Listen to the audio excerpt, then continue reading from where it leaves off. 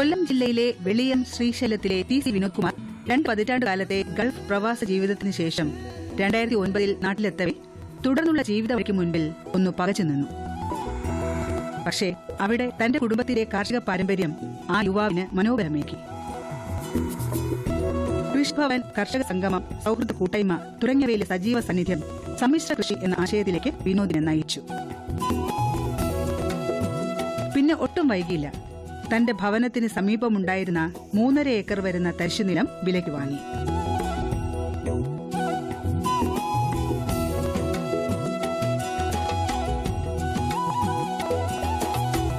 കൃഷിയോടുള്ള പ്രതിബദ്ധതയിലെ അശ്രാന്ത പരിശ്രമം വിനോദിന്റെ സങ്കല്പങ്ങളെ യാഥാർത്ഥ്യമാക്കുകയായിരുന്നു.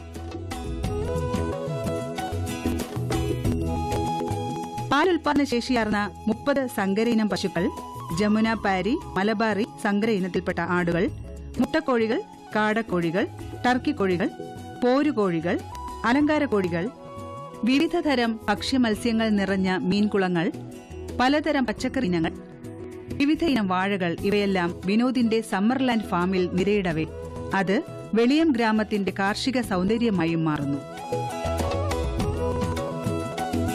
ഇപ്പോൾ എൻ്റെ ഫാമിലുള്ളത് ഏകദേശം 30ഓളം പശുക്കളുണ്ട്. പിന്നെ 10 ആടുണ്ട്, 100-150 താറാവുകളുണ്ട്, കാട 10-250 എണ്ണം ഉണ്ട്. 1000 ഉണ്ടായിരുന്നു, ഇപ്പോൾ കുറച്ചിരിക്കുകയാണ്. പിന്നെ കോഴികൾ, ഫാൻസി കോഴികൾ, പോരുകോഴികൾ, മത്സ്യകൃഷിയുണ്ട്, പച്ചക്കറിയുണ്ട്, തെങ്ങുണ്ട്, മാവ് കൃഷിയുണ്ട്, നാരകമുണ്ട്, മുരിങ്ങയുണ്ട്. അങ്ങനെ സമ്മിശ്രമായിട്ട് ഒട്ടനേകം കൃഷികൾ ഇപ്പോൾ നടത്തുന്നുണ്ട്. ഇപ്പം കൂടുതൽ ഇപ്പോൾ ഡയറിയിലോട്ടാണ് തിരിഞ്ഞിരിക്കുന്നത്.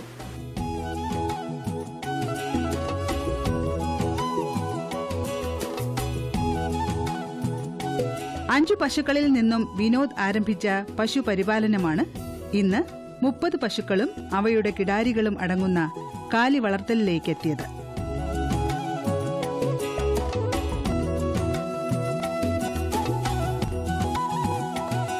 HF, ജേഴ്സി, സിന്ധി എന്നിവയും അവയുടെ സങ്കര ഇനങ്ങളുമാണ് വിനോദിന്റെ തൊഴുത്തിൽ പാൽ സമൃദ്ധി ചുരത്താൻ തയ്യാറായി നിൽക്കുന്നത്.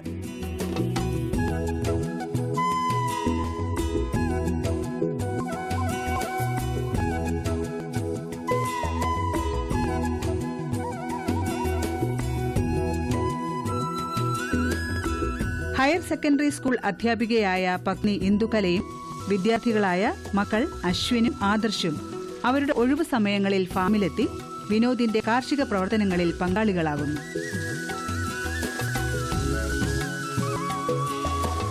മൃഗസംരക്ഷണ വകുപ്പിന്റെ ശാസ്ത്രീയമായ നിർദ്ദേശപ്രകാരമാണ് വിനോദ് തൊഴുത്തുകൾ നിർമ്മിച്ചിരിക്കുന്നത്.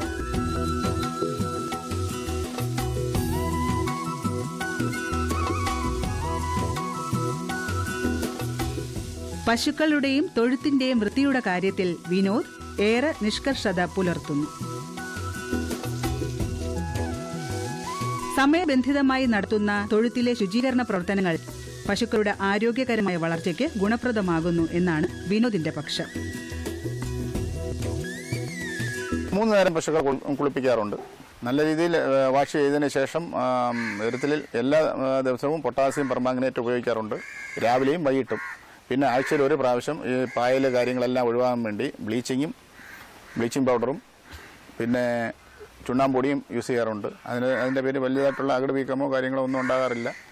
അങ്ങനെ നല്ല രീതിയിൽ ശ്രദ്ധിച്ചാണ് മുമ്പോട്ട് പോകുന്നത്. പശുക്കൾക്ക് കിടക്കുന്നതിനായി റബ്ബർ മാറ്റ് തറയിൽ ഉറപ്പിച്ചിരിക്കുന്നു.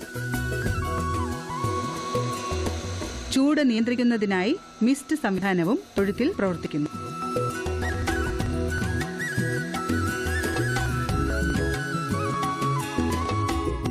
തൊഴുത്തിലെ ചാണകവും ഗോമൂത്രവും പ്രത്യേകം ടാങ്കുകളായും സംഭരിക്കുന്നു.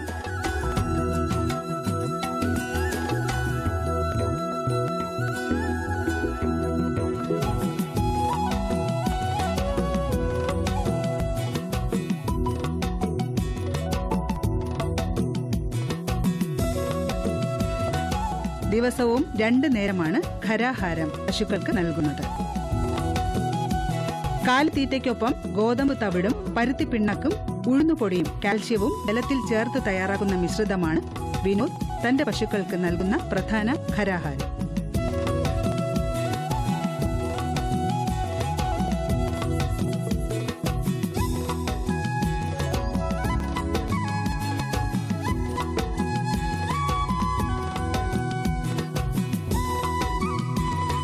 കൂടാതെ മരിച്ചീനി കിഴങ്ങ് കട്ടർ ഉപയോഗിച്ച് ചെറു കഷ്ണങ്ങളാക്കി അരിഞ്ഞെടുത്തും നൽകുന്നു.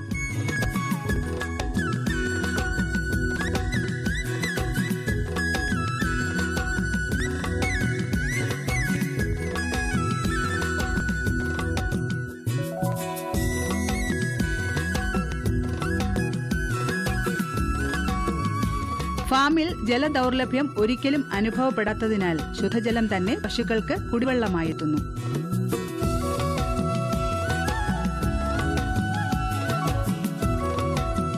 പശുക്കളുടെ ദഹന പ്രക്രിയയ്ക്കും പോഷക ലഭ്യതയ്ക്കും പ്രയോജനപ്പെടുന്ന നാട്ടുപുല്ലും വൈക്കോലും ഇവിടെ നൽകുന്നു.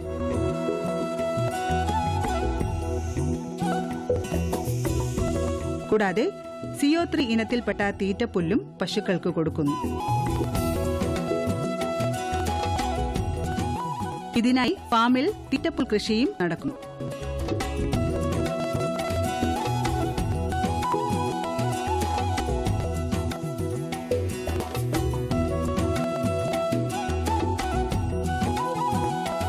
കാലിത്തീറ്റയുണ്ട്. അതിനോടൊപ്പം തന്നെ പരുത്തി, ഉഴുന്നുതൊലി, തവിട്, പിന്നെ മരച്ചീനി. ഇവിടെ മെഷീനുണ്ട്, കട്ടറിൽ വെച്ച് പൊടിച്ച് നല്ല രീതിയിൽ ഇതെല്ലാം കൂടെ മിക്സ് ചെയ്താണ് പശുവിന് കൊടുക്കാറുള്ളത്. പിന്നെ പുല്ല് ഐറ്റം CO3 ഉണ്ട്. പിന്നെ നാടൻ പുല്ലുകളുണ്ട്. അത് കട്ട് ചെയ്യാനായിട്ട് ഇവിടെ 2 ജോലിക്കാരുണ്ട്. രാവിലെ ഏകദേശം ഒരു 3.5 കിലോയോളം ഇതെല്ലാം കൂടെ മിക്സ് ചെയ്തിട്ട് 3.5 കിലോ ആണ് കൊടുക്കുന്നത് ഒരു പശുവിന്. ആ ഒരു ക്രമരീതി. വൈകിട്ട് 6 മണിക്കും ഇതേ രീതിയിൽ തന്നെയാണ് ആഹാരം കൊടുക്കാറുള്ളത്. ഒരു നേരം വൈക്കോലും ഒരു നേരം നല്ല രീതിയിൽ പച്ചപ്പുല്ലും അങ്ങനെയാണ് കൊടുക്കാറുള്ളത്.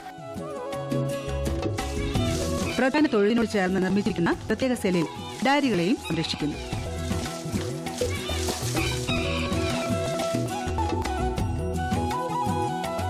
ദിവസം 2 നേരമാണ് കറവ. കൈക്കറവയും മെഷീൻ ഉപയോഗിച്ചുള്ള കറവയും ഇവിടെ നടക്കുന്നു.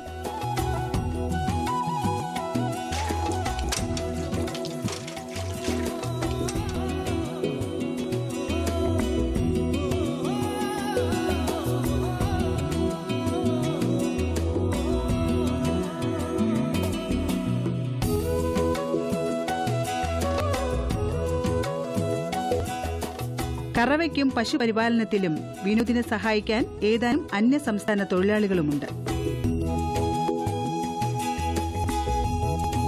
2 കറവകളിലൂടെ പ്രതിദിനം 300 ലിറ്റർ പാലാണ് വിനോദിന് തന്റെ തൊഴുത്തിൽ നിന്നും ലഭിക്കുന്നത്. കറന്നെടുക്കുന്ന പാലിലേറിയ ഭാഗവും ഫാമിൽ വെച്ചു തന്നെ അളന്ന് പാക്കറ്റുകളിലാക്കി വിൽപ്പനയ്ക്ക് തയ്യാറാക്കുന്നു.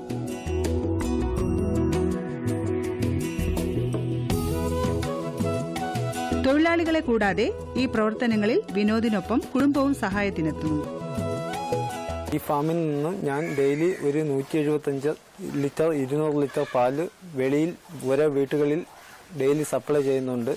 അതിൽ നിന്നും കിട്ടുന്ന വരുമാനം കൊണ്ടാണ് എൻ്റെ കുടുംബം കഴിഞ്ഞു പോകുന്നത്. വളരെ നല്ല അഭിപ്രായമാണ് ഇവിടുത്തെ പാലിന്.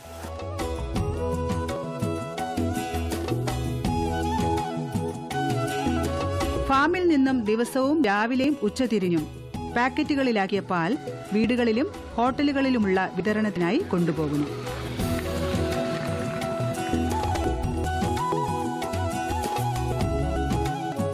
പാക്കറ്റുകളിലാക്കിയ ശേഷം വരുന്ന പാൽ മിൽക്ക് സൊസൈറ്റിയിലേക്കും ഫാമിലെത്തുന്ന ആവശ്യക്കാർക്കുമായും നൽകുന്നു.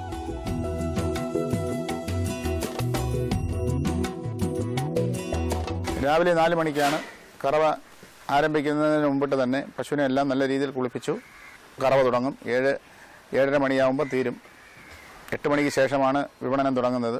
രാവിലെ ബാക്കിയുള്ളതെല്ലാം ഒരു 6 മണിയോടുകൂടി പാക്കറ്റ് ഒരു 200 പാക്കറ്റോളം നമ്മളിവിടെ കൊടുക്കാറുണ്ട്. ഏകദേശം 100 ലിറ്റർ കൊടുക്കാറുണ്ട്. ബാക്കിയുള്ളത് സൊസൈറ്റിയിൽ കൊടുക്കും. അതിനുശേഷം ഉച്ചയ്ക്ക് 1 മണിക്ക് വീണ്ടും പശുവിനെ നല്ല രീതിയിൽ കുളിപ്പിച്ചിട്ട് കറവ ആരംഭിക്കും. 3:30 ആകുമ്പോഴത്തേന് കഴിയും. പാക്കറ്റ് ഏകദേശം അന്നേരവും ആ ടൈമിൽ ഒരു 100-150 പാക്കറ്റ് അടിക്കാറുണ്ട്. അതിനുശേഷം രാത്രിയിൽ വൈകുന്നേരം ആഹാരം കൊടുത്തതിന് ശേഷം 6 മണിക്ക് ആഹാരം കൊടുക്കും. കൊടുത്തതിന് ശേഷം പശുവിനെ നല്ലപോലെ കുളിപ്പിച്ചതിന് ശേഷമാണ് അന്നത്തെ ആ ഒരു ദിവസം പൂർത്തീകരിക്കുന്നത്. പശുക്കളിൽ നിന്നുള്ള ആദായം കഴിഞ്ഞാൽ വിനോദിന് ഏറെ ആദായമേകുന്നത് മത്സ്യകൃഷിയിൽ നിന്നാണ്. മത്സ്യകൃഷിയുടെ ആരംഭകാലത്ത് മൃഗാൾ, കട്ല, രോഹു എന്നീ മത്സ്യ ഇനങ്ങളെയാണ് വളർത്തിയിരുന്നെങ്കിലും അവ ആദായകരമാകുന്നില്ല എന്ന് കണ്ടതോടെ ആറ്റുവാള, നട്ടർ, ആവോലി മച്ചാൻ എന്നീ മത്സ്യങ്ങളെ വളർത്തുകയും അതിലൂടെ മികച്ച വരുമാനം തന്നെ വിനോദിന് തരമാകുകയും ചെയ്യുന്നു.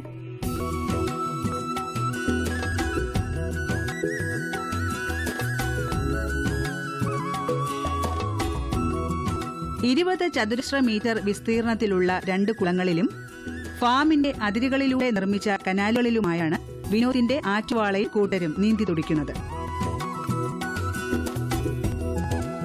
മത്സ്യങ്ങൾക്ക് ആഹാരാവശിഷ്ടങ്ങളും കമ്പോളത്തിൽ നിന്ന് ലഭിക്കുന്ന മീൻ തീറ്റയും നൽകുന്നു. കുളങ്ങളിൽ നിന്നും കനാലുകളിൽ നിന്നും വലയിട്ട് പിടിച്ചെടുക്കുന്ന മീനുകളെ ജലം നിറച്ച ടാങ്കുകളിൽ നിക്ഷേപിച്ച് അവിടെ നിന്നും ആവശ്യക്കാരുടെ താൽപര്യമനുസരിച്ച് വിറ്റുപോകുന്നു. വലിപ്പത്തിലും രുചിയിലും പ്രത്യേകതയുള്ള ആറ്റുവാളയ്ക്കും ആവോലി മച്ചനുമൊക്കെ ആവശ്യക്കാർ ഏറെ. എൻ്റെ ഫാമിൻ്റെ ഏറ്റവും വലിയൊരു വിജയം എന്ന് പറയുന്നത് മത്സ്യകൃഷിയാണ്. ഇവിടെ മത്സ്യം വാങ്ങാനായിട്ട് എപ്പോഴും ആൾക്കാർ വരാറുണ്ട്. അതനുസരിച്ചിട്ട് ഞാൻ അത് ലൈവായിട്ട് തന്നെ പിടിച്ച് കൊടുക്കാറുണ്ട്. കിലോ 250, 200 ആ റേഞ്ച് കൊടുക്കാറുണ്ട്. പല 2-3 ഐറ്റം മത്സ്യമുണ്ട്. ലാഭമുള്ളൊരു പരിപാടിയാണ് മത്സ്യകൃഷി. കാരണം 5 രൂപ മുടക്കിയിടുന്ന ഒരു കുഞ്ഞിന് നമുക്ക് 10 മാസം ഇവിടെ കൊടുക്കാറുള്ള ഹോട്ടൽ വേസ്റ്റ് കൊടുക്കാറുണ്ട്. ഇവിടെ സ്കൂളിൽ നിന്ന് വേസ്റ്റ് ഉണ്ട്. ഇതെല്ലാം കൂടെ കളക്ട് ചെയ്താണ് ഈ മീൻ കൊടുക്കാറുള്ളത്. പ്രത്യേകിച്ച് നമുക്ക് ചിലവുകളൊന്നും വരുന്നില്ല. ആ ഒരു പോയി കളക്ട് ചെയ്യുക എന്നുള്ളൊരു ബുദ്ധിമുട്ടേ ഉള്ളൂ. അതിന് പ്രത്യേക ആൾക്കാരുണ്ട്. അവർ കൊണ്ടുവന്ന് നമുക്കിവിടെ തരും. ഒരു 10 മാസം കഴിയുമ്പോൾ ഈ 5 രൂപ മുടക്കിയെടുത്ത് നമുക്ക് അതിൽ 500 രൂപ 600 രൂപ അങ്ങനെ ആ ഒരു സീഡിൻ്റെ പുറത്ത് നമുക്ക് കിട്ടാറുണ്ട്. മലബാറി, ജമുന പാരി, സങ്കര ഇനത്തിൽപ്പെട്ട ആടുകൾക്കായും ഫാമിൽ ഒരു ഭാഗം ഒരുക്കിയിരിക്കുന്നു.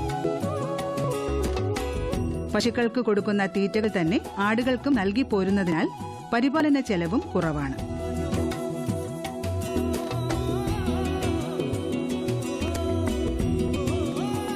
ആടുകൾ 2 ടൈപ്പാണ് ഇപ്പോൾ ഇവിടെ ഉള്ളത്. ജമുനാപ്പേരിയും ഉണ്ട്, മലബാറിയും ഉണ്ട്. ഇവർക്ക് കൊടുക്കാനുള്ള ഈ പശുവിന് കൊടുക്കുന്ന തന്നെ CO3 പുല്ല് തന്നെ കൊടുക്കാറുള്ളത്. പ്രത്യേകിച്ച് രാവിലെയോ അങ്ങനെയുള്ള തോലുകളൊന്നും കൊടുക്കാറില്ല. അവർ നല്ല രീതിയിൽ ആഹാരം കഴിക്കുന്നുകൊണ്ട് പ്രശ്നങ്ങളൊന്നുമില്ല.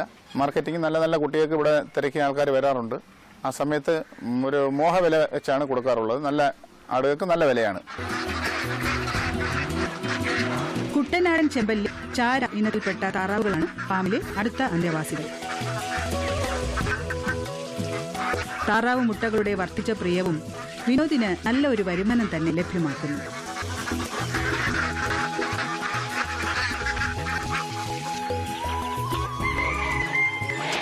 മുട്ടയിട്ട് തുടങ്ങിയ കാടക്കോഴികളുടെ ഒരു നീണ്ട നിര തന്നെ ഫാമിലുണ്ട്.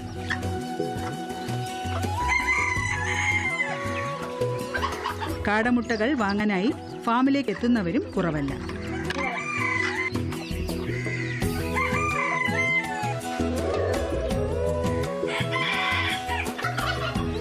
ഞങ്ങൾ വളരെ പോസിറ്റീവായിട്ടാണ് കാണുന്നത്. ഈ കൃഷി എന്ന് പറയുന്നത് സാധാരണക്കാരൊന്നും അങ്ങനെ കൃഷിയിലോട്ട് ഇപ്പം തിരിയാത്തൊരു കാലഘട്ടമല്ലയോ. അപ്പം ഹസ്ബൻഡ് ഇതിൽ വന്നതിൽ ഞങ്ങൾക്ക് ഭയങ്കര സന്തോഷമുണ്ട്. ഞങ്ങൾ സപ്പോർട്ട് ചെയ്യാറുണ്ട്. വിവിധ ഇനം അലങ്കാര കോഴികൾ, പോരുകോഴികൾ എന്നിവയ്ക്ക് പുറമെ മുട്ടക്കോഴിക്കൂട്ടവും വിനോദിന്റെ ഫാമിൽ പരിപാലിക്കപ്പെടുന്നു.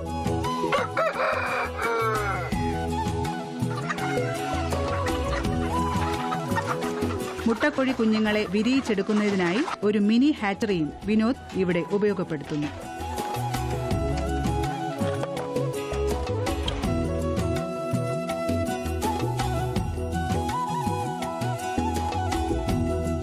നമ്മുടെ നാടിൻ്റെ ഉൽപ്പാദന മേഖലയിൽ വലിയ തരത്തിലേക്കുള്ള പിന്നോട്ടടി നിന്നിരുന്ന ഈ സമയത്ത് ഈ ഉൽപ്പാദന മേഖലയിലേക്ക് കടന്നു വരികയും സമ്മിശ്ര കൃഷി എന്ന് തന്നെ പറയാൻ കഴിയുന്ന വിവിധ തരത്തിലുള്ള കൃഷി നടത്തുകയും അതുപോലെ നമ്മുടെ ഉൽപ്പാദന മേഖലയിൽ വലിയ മികച്ച വളർച്ച കൈവരിക്കുവാൻ കഴിയാൻ സമ്മർലാൻഡ് ഫാമിന് കഴിഞ്ഞിട്ടുണ്ട്.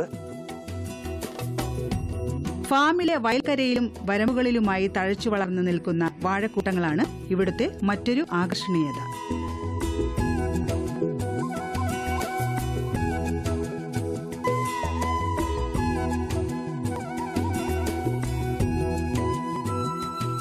മാർക്കറ്റിൽ ഏറെ പ്രിയമായ ഞാലിപ്പൂവൻ, റോബസ്റ്റ ഇനത്തിൽപ്പെട്ട വാഴകളാണ് ഇവിടെയുള്ളതിലേറെ.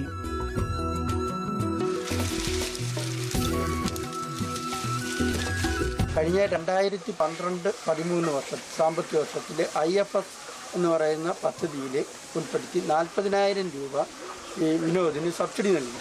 ആ സബ്സിഡി കൊണ്ടാണ് വിനോദ് കോഴി, പശു, കാടക്കോഴി, താറാവ് തുടങ്ങിയ കൃഷികൾ ആരംഭിച്ചു. അതോടൊപ്പം തന്നെ പച്ചക്കറി കൃഷി ഉണ്ടായിരുന്നു.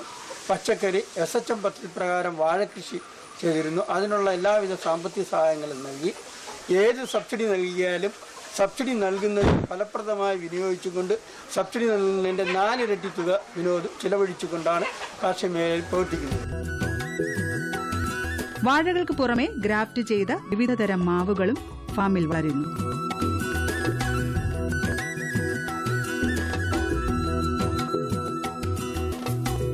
സീസൺ അനുസരിച്ചുള്ള പച്ചക്കറി കൃഷിയും വിനോദിന്റെ വകയായി ഇവിടെയുണ്ട്.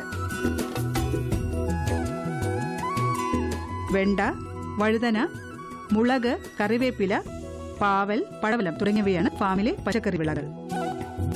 തൊഴുത്തിൽ നിന്നും കഴുകി ഒഴുകിവിടുന്ന ചാണകവും ഗോമൂത്രവും കലർന്ന ജലം പച്ചക്കറി വിളകൾക്കിടയിലൂടെ മണ്ണ് കോരി തയ്യാറാക്കിയ ചെറിയ കനാലുകളിലേക്ക് എത്തിച്ച് അവ വളമായി മാറ്റുന്നു. രോഗപ്രതിരോധത്തിനു വേണ്ടി പുകയില കഷായം, വേപ്പെണ്ണ തുടങ്ങിയ കീടനാശിനികൾ തളിക്കുന്നു.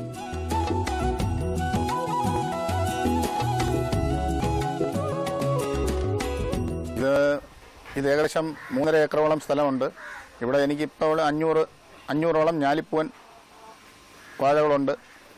പിന്നെ 60-ഓളം മാവും തൈകൾ, പിന്നെ പച്ചക്കറി എല്ലാം ഇപ്പോൾ സ്വന്തമായി ഇവിടെ തന്നെയാണ് ആൾക്കാർ വന്ന് വാങ്ങാറുണ്ട്. എനിക്ക് സ്വന്തമായ ഒരു ഔട്ട്ലെറ്റ് തുടങ്ങാനുള്ളൊരു താല്പര്യമുണ്ട്. അതിൻ്റെ കടയുടെ പണികൾ നടന്നുകൊണ്ടിരിക്കുകയാണ്. കർഷകൻ തന്നെ വിറ്റൊഴിയുകയാണെങ്കിൽ ഏറ്റവും ലാഭം അതായിരിക്കും. കാർഷിക പ്രവർത്തനങ്ങളോടുള്ള താൽപര്യവും അതിലർപ്പിച്ച അത്യധ്വാനവും നേടിയെടുത്ത ജീവിത വിജയവും കണ്ടറിഞ്ഞ് വിനോദിനെ തേടി അംഗീകാരങ്ങളുമെത്തി. ഗുജറാത്തിൽ നടന്ന ദേശീയ കർഷക സംഗമത്തിലും സംസ്ഥാനത്തെ പ്രതിനിധീകരിച്ച് പങ്കെടുക്കുകയുണ്ടായി. കൃഷി നഷ്ടം എന്ന് പറയാനൊക്കത്തില്ല. ഒരു കൃഷിയിൽ മാത്രം നമ്മൾ മുമ്പോട്ട് പോയി കഴിഞ്ഞാൽ ആ കൃഷി ചിലപ്പോൾ നഷ്ടത്തിൽ തന്നെ കലാശേഷിക്കും. ഞാൻ കണ്ടുപിടിച്ചതെന്ന് പറഞ്ഞാൽ സമ്മിശ്രമായിട്ടുള്ളൊരു രീതിയാണ്. കാരണം ഒന്നിൽ പോയാൽ ഒന്നിൽ കിട്ടണം, ആ ഒരു രീതിയിലാണ് ഞാൻ മുമ്പോട്ട് പോയിക്കൊണ്ടിരിക്കുന്നത്. മണ്ണിനെ സ്നേഹിച്ചാൽ മണ്ണ് പൊന്നു വിളയിച്ചു തരും എന്ന പരമ്പരാഗത വിശ്വാസത്തെ ബലപ്പെടുത്തുകയാണ് വെളിയത്തെ PC വിനോദ് കുമാർ എന്ന കർഷകൻ.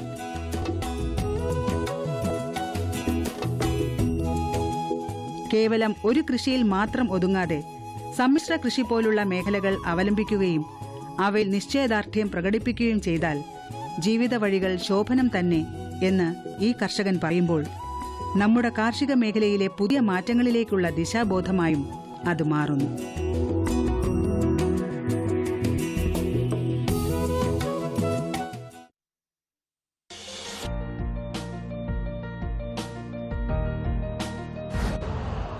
यूरिया का स्वदेशी उत्पादन 70 लाख टन बढ़ाने के लिए 6 उर्वरक संयंत्रों का उद्धार किया जा रहा है। FCIL के गोरखपुर, सिंदरी, तलचर और रामागुंडम संयंत्र, HFCL की बरौनी इकाई और BVFCL की नामरू फोर्थ। सोने पर सुहागा ये है कि देश में अब बनेगा सिर्फ नीम लेपित यूरिया, क्योंकि इससे होगा किसानों का फायदा ही फायदा। अनाज का उत्पादन 10% तक बढ़ेगी 10 से 15% नाइट्रोजन क्षमता।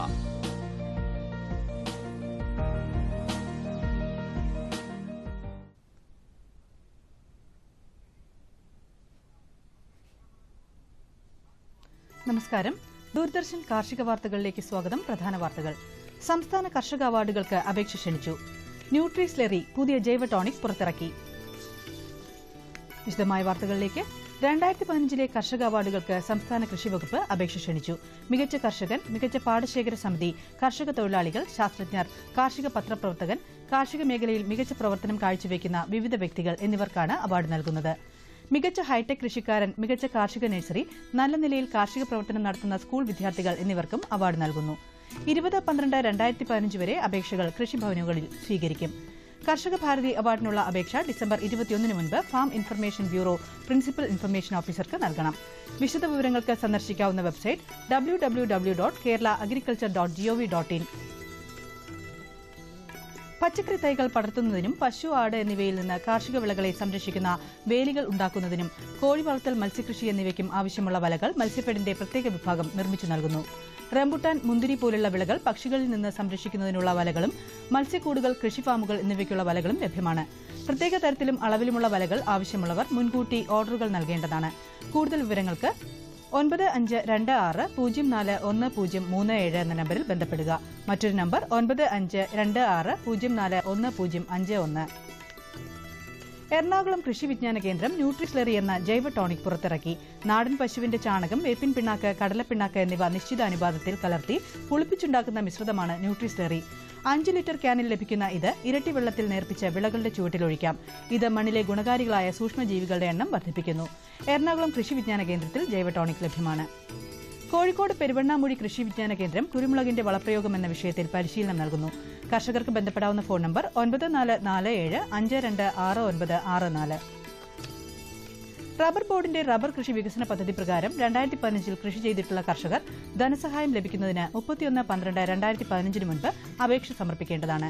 ഇതുവരെയും അപേക്ഷ സമർപ്പിക്കാത്ത കർഷകർ റബ്ബർ ബോർഡിന്റെ റീജിയണൽ ഓഫീസിലെ അടുത്തുള്ള ഫീൽഡ് ഓഫീസുമായോ ബന്ധപ്പെടേണ്ടതാണ്. 8ാമത് ഓണാട്ടുകര കാർഷികോത്സവം ഈ മാസം 19 മുതൽ 23 വരെ ഓണാട്ടുകരയിൽ നടത്തുന്നു. കാർഷികോത്സവത്തോടനുബന്ധിച്ച് കാർഷിക സെമിനാറുകൾ, കാർഷിക സാഹിത്യ സദസ്സ്, വനിതാ സമ്മേളനം, ക്ഷീര കർഷക സംഗമം, കാർഷിക ക്വിസ് മത്സരം, സാംസ്കാരിക ഘോഷയാത്ര എന്നിവ സംഘടിപ്പിക്കുന്നു. കാലാവസ്ഥ.